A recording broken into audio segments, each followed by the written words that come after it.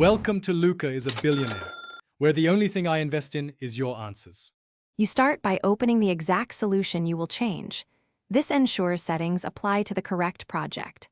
Once done, select Tools, then Options to reveal IDE-level language and compiler options. Make sure to check whether the project uses SDK-style CSproj or older formats, because the location of language settings can differ. Now navigate toward the Projects and Solutions node. This is the first actionable step to scope changes to a project rather than the entire machine. Next, change the language version explicitly so the compiler uses the features you need.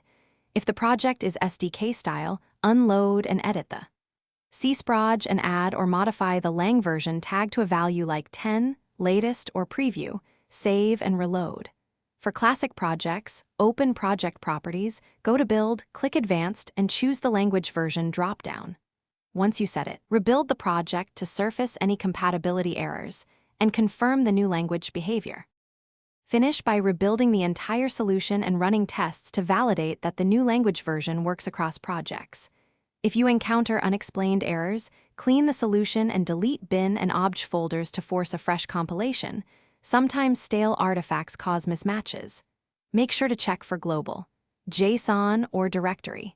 Build props that can override project settings. If present, update them for consistency. One key troubleshooting tip: if features still fail, confirm the installed MS.